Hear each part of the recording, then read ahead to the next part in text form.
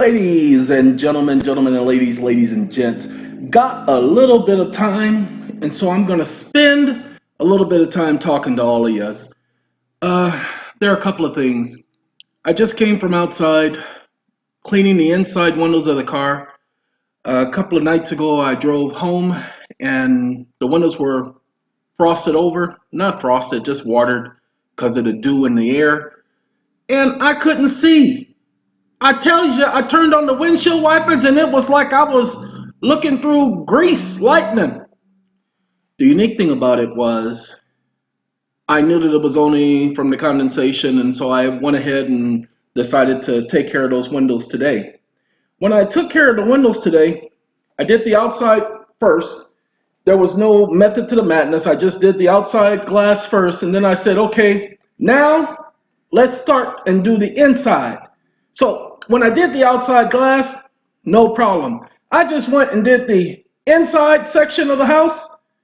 Whoo, doggy. Was out of breath by the time I finished doing all the windows on the inside. I'm telling you all this because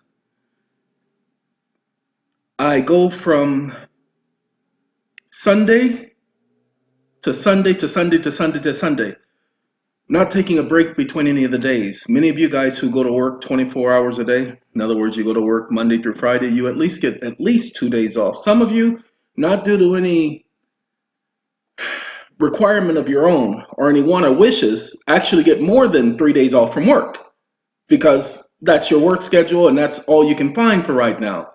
I, however, am either spending my days working on somebody's court papers, working on somebody's mortgage, working on somebody's UCC, working on somebody's documentation for SATCOM, working on responding to emails. That's right, for the last 2 months, I have been the one responding to all the emails that have been coming into support.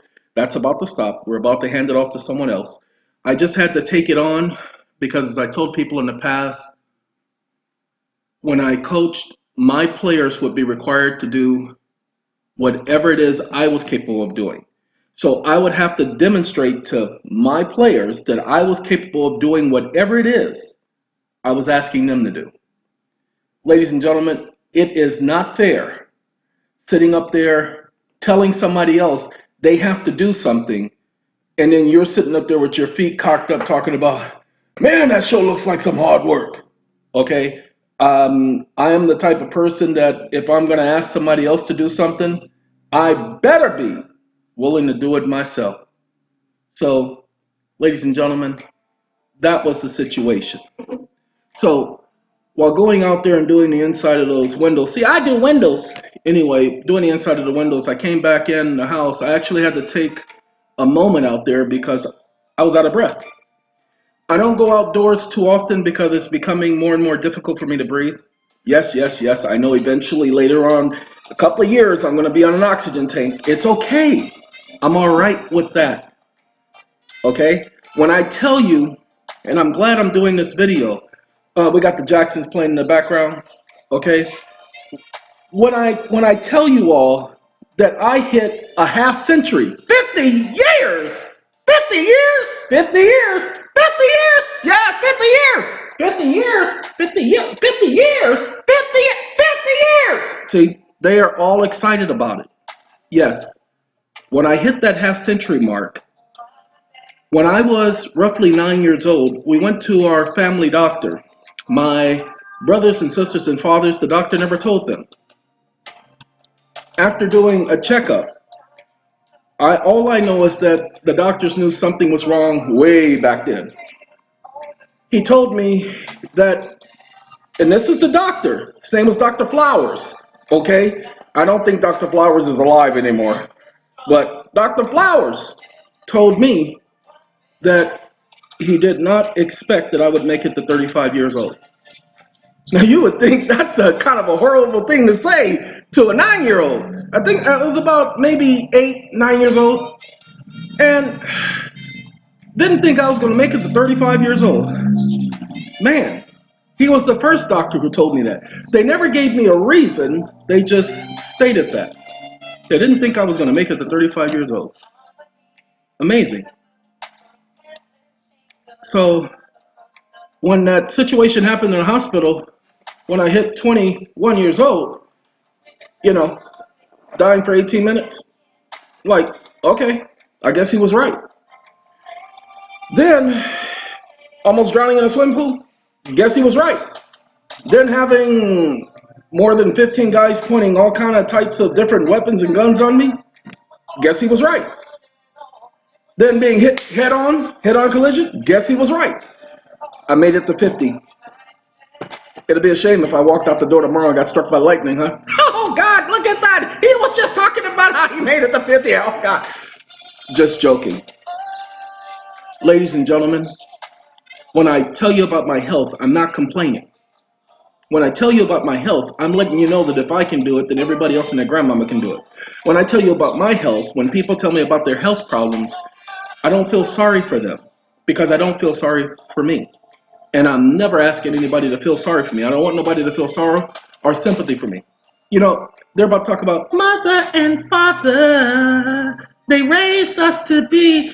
Ladies and gentlemen, today I was thinking about my mother, especially after commenting about how my family literally stopped talking to me. But it's okay because what they don't realize is I'm okay with that. I'm a grown man. I don't need them in order to put my niche in life. And I'm not planning on visiting them anytime in the near future. As a matter of fact, honestly, I'm not planning on visiting anybody anytime in the near future. This whole thing has taken up my life, but I knew that that was going to happen. When I was sitting in that facility, I knew that it was going to get to the point to where I was not going to have time for anything else. And that's where we are.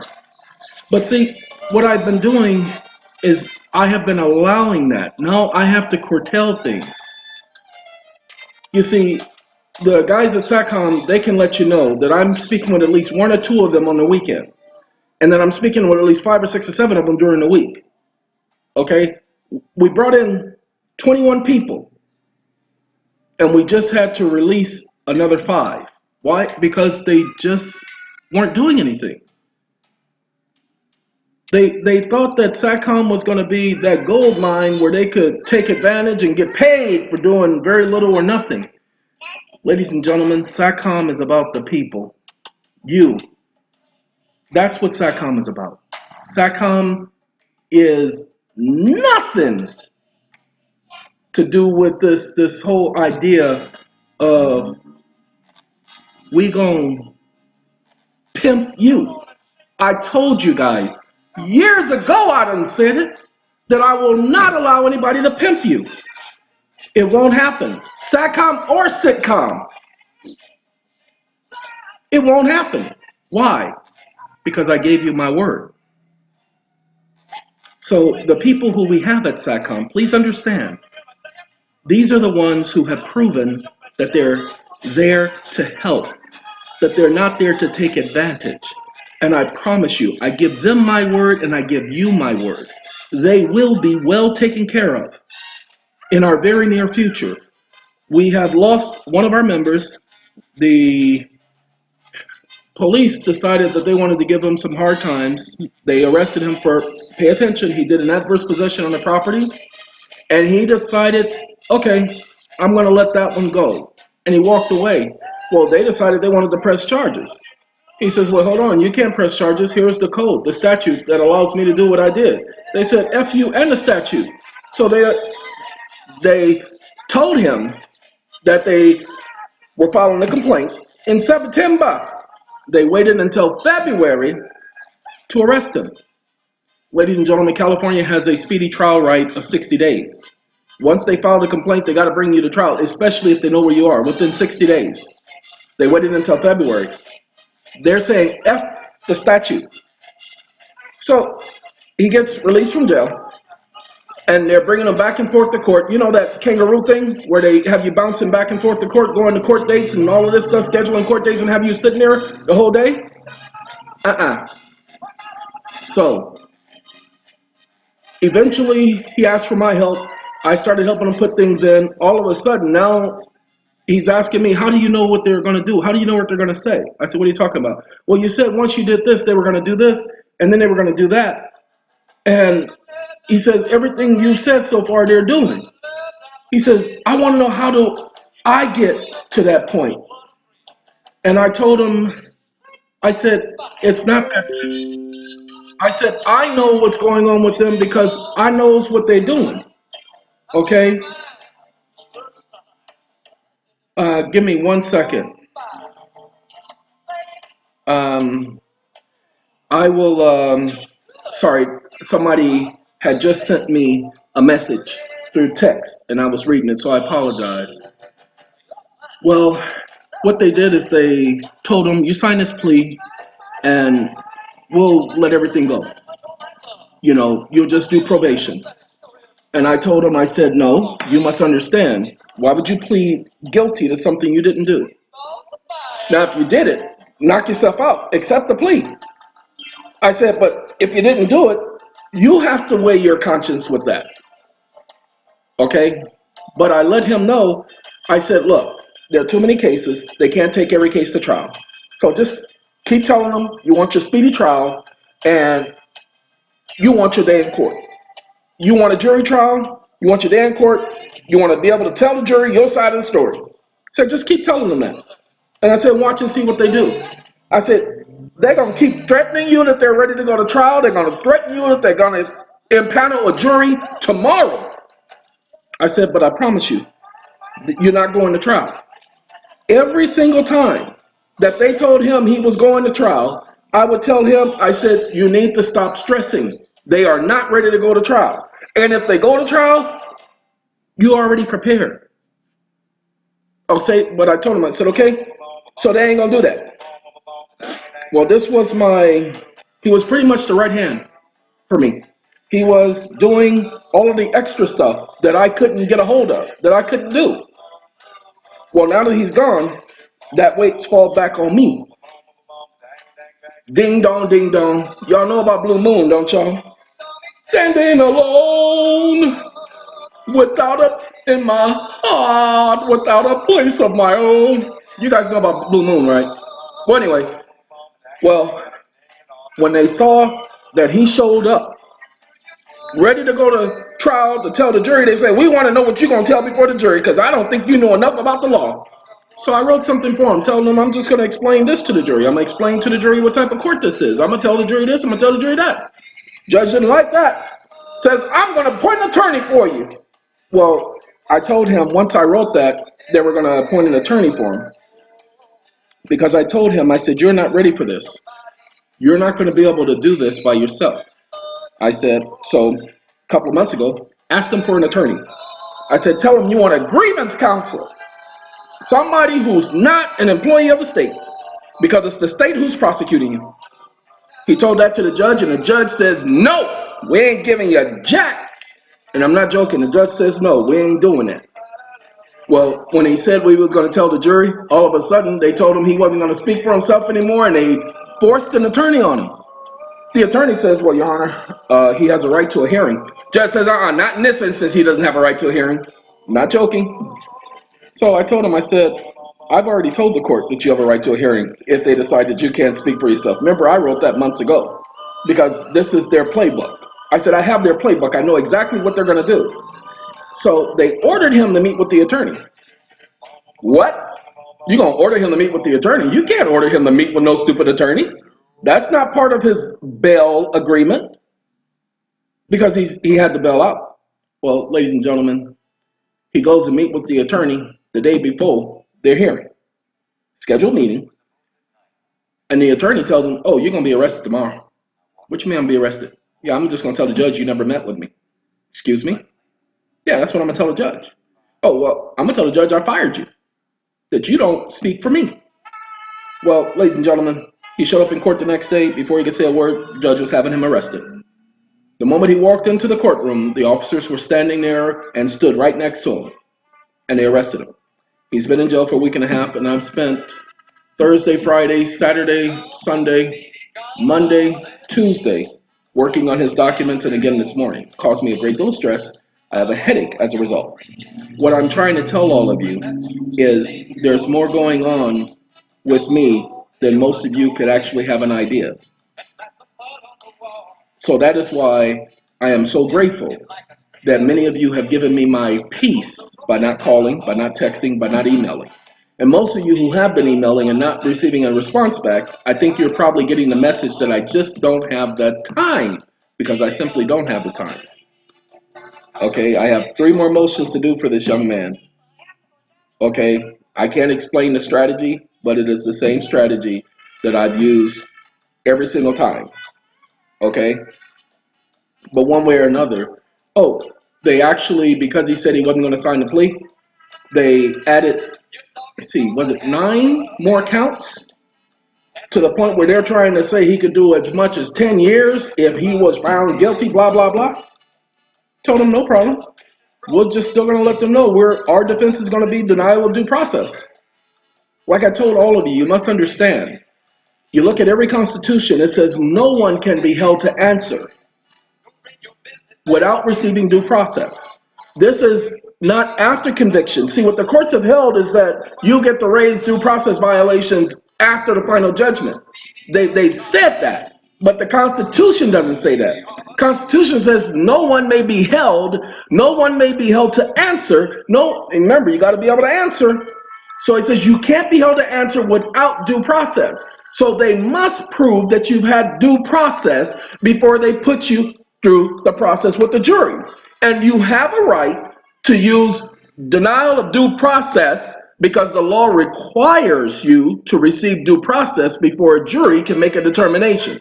It is not up to the judges to determine whether or not you got due process. It's the jury. According to the writing of the Constitution and the statute, it is the jury who gets to determine whether or not you receive due process. Like I told you, jury nullification is written into the Constitution. It is the Fifth Amendment. You remember, they try to ignore the Fifth Amendment. They try to say, oh no, your due process rights in the 14th Amendment. Why do you guys think they put due process and equal protection in the 14th Amendment? So that they could ignore the Fifth Amendment. But that which came first precedes that which comes second. He who is first in line is first in time. That's why you don't bring up, they want to say your 14th, no, this is my Fifth Amendment right. Better go back and read it. Okay, I'm doing this video. I only have a couple more minutes because I have a meeting to go to in less than 14 minutes. Ladies and gentlemen, let's see if it's still up. I think it's this one here, not this. Oh, by the way, I was looking at this Akon. Man, Akon is all right. His speaking up, I like Akon, and he no longer locked up. Okay, somehow they done let him out. Man, I don't know why they done let that nigga. Anyway, ladies and gentlemen, what I am wanting to take you to, I believe it is this one, because I told you about the A4V in the last video, and I figured I would come back and touch on that just for a second so that you guys understand what's going on with the A4V, so that you understand the whole premise, because many of you guys just don't get it. So let me bring it to your attention. We're going to bring that, too big. Bring that down. Come on. There you go. We're going to do it about 200. Okay, the only problem is I got to get back to where I was. I think it's below. Now, you notice just before I showed you that, before I messed up the screen, give me a second. It's not Mr. Trafficant that I'm looking for. It was that one section I just had. Okay, not there. Not there. Not trading with the enemy. We don't want to be trading with nobody's enemy, okay? Trading that stuff gets you a lot of trouble. Trading with them enemies. We got to go up. Up, and away! Hold on. I need that one little section. Where are you? Nope, that's not it. Okay, we got to go down. Down. What music you listening to, man? I mean, what's wrong with you? Ladies and gentlemen, we going to listen to this, okay? So y'all just going to have to just deal with it, okay? I told y'all, music connoisseur, okay? I will take you there and then drop you off and leave you there with no way home. Okay? Give me a second, ladies and gentlemen. I don't know why I can't find it. I can find it when I do it this way, but I can't find it now. And it is important because you guys need to know this, because this is the premise for everything. And I don't know, every single time I try to take you right there, I always mess up. I want you to look at this Senate report. 93-549, July 24th, 1973. This is what the Senate said. This is the facts that you need to know. This lets you know how everything is in the United States. Since March 9th, 1933, the United States has been in a state of declared national emergency. These proclamations gave force to 470 provisions of federal law. That's your A4V, people. See, that emergency provision was the bankruptcy. You don't have to use the word bankruptcy. You just say we've been in a state of declared national emergency. Use the wording. Copy the wording, people. The United States has been, and you can do the whole text, since 1933, March 9th. Why? Because that is the Emergency Bankruptcy Economic Relief Act. That's the act that took lawful money out of the hands of the population, because that is your declaration of a banking holiday. Normal banking and business activities or business was ceased, okay, has been discontinued, has been suspended. These proclamations gave force. Pay attention, these proclamations. Pay attention, these proclamations. What proclamations? 2039, 2040. Gave force to 470 provisions of federal law. Why? Because it's military. I can prove it's military. These hundreds of statutes delegated to the president extraordinary powers exercised by Congress. In other words, it gave the president congressional powers. Impossible. But this is Congress saying that, which affected the lives of American citizens in a host of all-encompassing manners. All-encompassing means exactly what it says. All-encompassing. That means your ability to buy, purchase, and bank. This vast range of powers taken together confer enough authority to rule this country without reference to normal constitutional process. Ladies and gentlemen, no, it did not give authority. It said it conferred. Congress cannot confer congressional authority to the president. Separation of powers clause. Okay, but this is not for you all to argue, because many of you don't have the legal powers, not powers, but powers, know-how, wherewithal to have that argument. I know some of you are going to try and you'll get your ass kicked, okay? Then, pay attention, in 1976, this is when Congress said that they were still extant. 1973, they said they were still extant. 1976 said those proclamations were still extant to terminate certain authorities with respects to national emergencies still in effect, and to provide orderly implementation, because they got mad at the president having all that power, of future national emergencies. There is one exception to this act, though. Section 502. A. The provision of this act shall not apply to the following provisions of law: the powers and authorities conferred thereby and actions taken thereunder. Section 5B of Act of October 6, 1917, as amended. Ladies and gentlemen, that means that the March 9, 1933 is still in operation, the banking holiday is still going, and you don't have the ability to pay for anything, which is why you reversionary interest, I am some dude, Boris, okay? This is the basis for that, ladies and gentlemen. It's just everybody else been talking about HJR 192 and 196 and 185 billion. Ladies and gentlemen, it ain't about all of that. It's about the March 9th, 1933 Act. You see, we're still living under emergency rule and martial law. because this act right here is the Trading with the Enemies Act. And because this act is still in force, that means the president is in the capacity as commander-in-chief because the national emergency is still ongoing. Okay, national emergency started during World War I. At this point, with reference to the Trading with the Enemies Act, but it started well before then. Okay, remember, General George Washington was a military man. United States has always been military. It's just many of you didn't realize that. Then you got General Grant, Ulysses S. Pay attention, people. Okay, it's always been military. Why do you think we have the congressional, no. What's that stupid thing called? Delegatory, what's that? The delegates for president. The Electoral College. Ladies and gentlemen, who do you think the Electoral College is chosen by? So, ladies and gentlemen, because we know that this is military, remember, 2038 was the thing that called the Special Congress, 2039 was the thing that called the so-called banking holiday, and 2040 was the thing that took over the Treasury and suspended all banking activity, okay? You guys need to understand. You need to go take a look at this information and put the pieces together. These gentlemen have gone and put most of the pieces together, but look, I don't agree with all of the stuff, but Federal Reserve bank notes, there were no Federal Reserve notes. Federal Reserve bank notes prior to March 9, 1933 were backed by gold.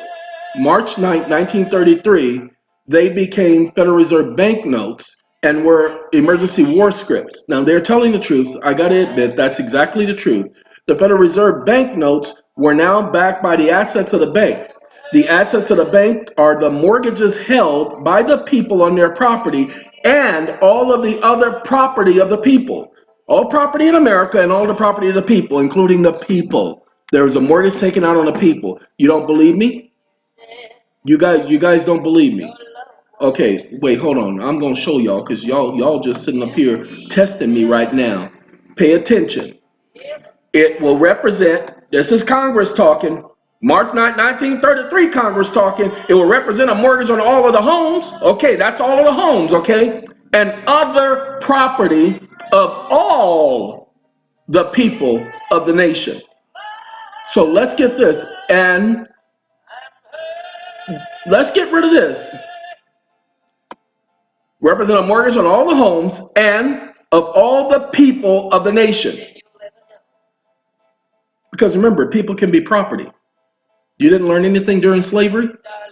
Oh, I bid $40 on that Negro right there. He looks like he's a round fine buck. He'll be able to tow that hay onto the barn, and he'll be able to treat my missus kindly. Got 40 bucks on him. Okay, people are property, ladies and gentlemen. This was the reason the A4V was brought about, because individuals realized they had to accept, but they were accepting it temporarily. You need to accept it on behalf of the United States of America. That's my understanding, because it's an obligation of the United States. Didn't you guys understand that? Pay attention. Under the new law, the money is issued to the banks in return for government obligations. Well, the mortgage on you and the mortgage on your property is a government obligation, ladies and gentlemen. That's why it says it will represent a mortgage on all the homes and all the people. This is the fact of the government saying you're a government obligation. I'm hoping that some of you are getting this, because I know I've done 5 videos now trying to explain this, but I'm hoping it's coming together now. Now, ladies and gentlemen, I've stayed on this thing way too long because I got 5 minutes. So I'm going to have to let y'all go. I just was doing this video just to let y'all know that things ain't perfect, but things are okay. We haven't gotten completely over that hump, but ladies and gentlemen, we are the humping people. We like to... Oh, I'm sorry, that's the wrong song. I apologize. Anyway, the Humpty Dance, here's the tap. Oh, I'm sorry. Uh-oh. More humps in the trunk. Okay, no, sorry. I'm going to let y'all go. Everybody, take care of yourselves. Have a good day. Have a good night. I hope this information has proved helpful to some of you. Goodbye.